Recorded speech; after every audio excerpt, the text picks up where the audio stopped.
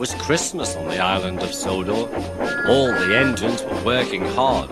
Thomas and Toby were busy carrying people and parcels up and down the branch line. Everyone was happy.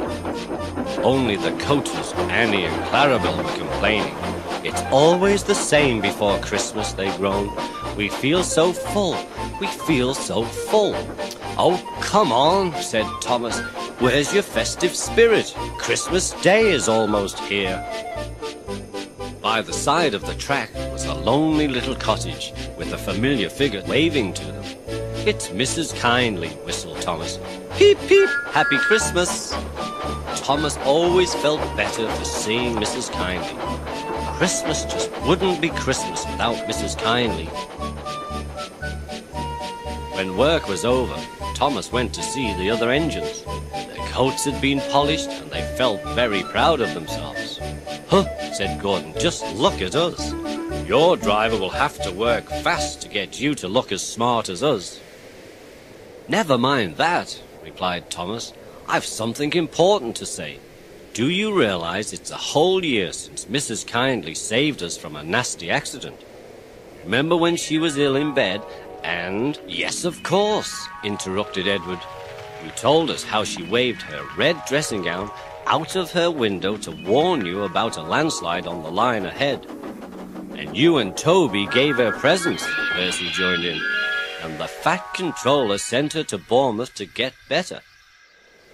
But, said James and Henry together, the rest of us never really thanked her properly. Exactly, said Thomas triumphantly.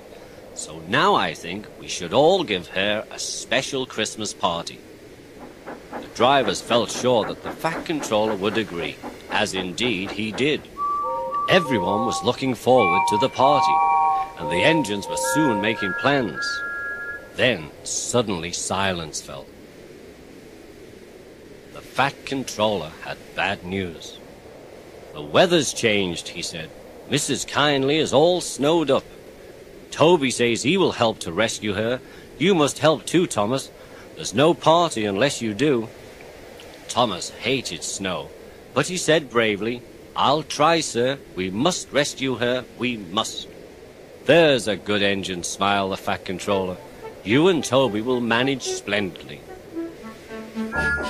Thomas and Toby set off to the rescue. Thomas charged the snowdrifts fiercely. Sometimes he swept them aside, sometimes they stuck fast.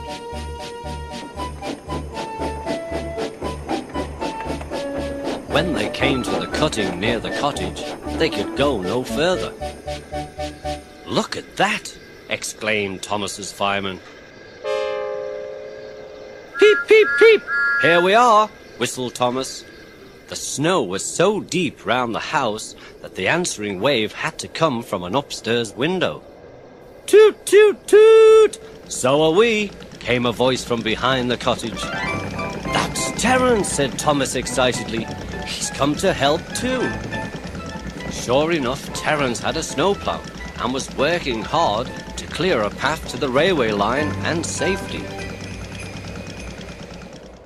At long last, the rescue was complete.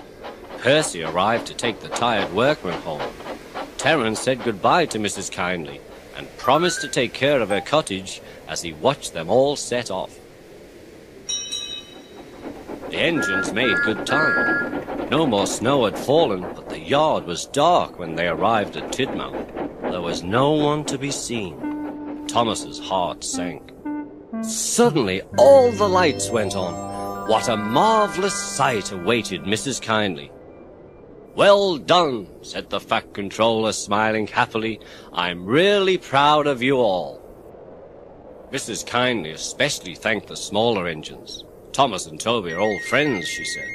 And now, Percy, you are my friend too. Percy was so pleased that he bubbled over. 3 cheers for Mrs. Kindly, he cried. Peep, peep, peep, they all whistled. We wish you a Merry Christmas, we wish you a Merry Christmas, we wish you a Merry Christmas and a Happy New Year. Thomas the Tank Engine and his friends thought it was the best Christmas ever.